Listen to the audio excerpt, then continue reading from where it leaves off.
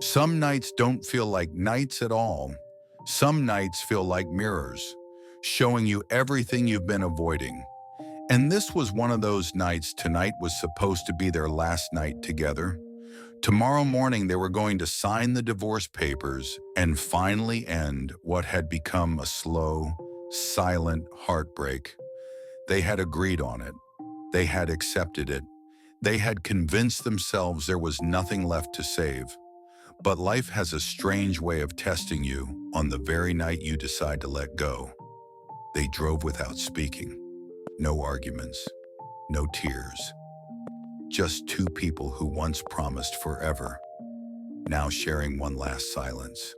Not because they hated each other, but because they didn't know how to love each other anymore. She looked out the window.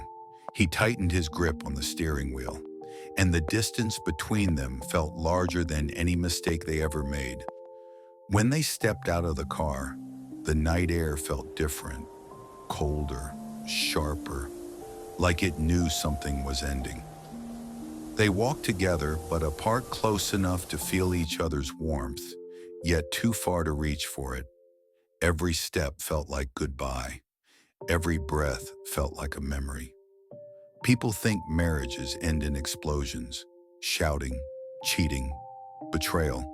But the truth is far more painful. Love ends quietly, in the forgotten good mornings, in the ignored, "How was your day?"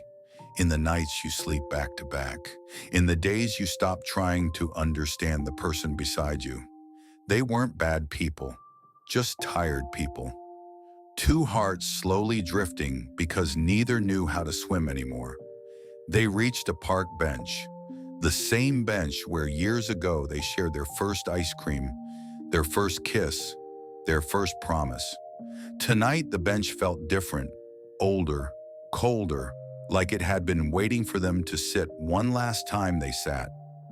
Still strangers who used to be soulmates. Minutes passed. Then she whispered, barely audible, "Do you think this is really it?" He swallowed hard, pain pressed against his chest. "I don't know," he said softly. "Maybe we just forgot how to be us." Her eyes filled immediately, because deep down, she knew he was right. A tear escaped her eye. She tried to hide it, but her body trembled. He saw it. He always saw her tears, even when he pretended he didn't. And for the first time in months, he let his heart speak. "I don't want to lose you," he said, his voice cracking. She covered her face, crying harder than she had in years. "Then why didn't you fight for me?" He looked away, ashamed. "I thought you stopped loving me." "No," she cried. "I was waiting for you to come closer." And that was the truth. The kind that destroys you and heals you in the same breath. He hesitated, then slowly reached out. His hand hovered over hers, shaking, scared, hopeful. She didn't look at him. She didn't move, but she didn't pull away either. So he gently placed his hand over hers. Her fingers curled around his instinctively, like muscle memory, like home. Two tired hearts, one fragile touch, and a love that refused to die quietly. They sat there for a long time, hands intertwined, crying softly in the glow of the city lights.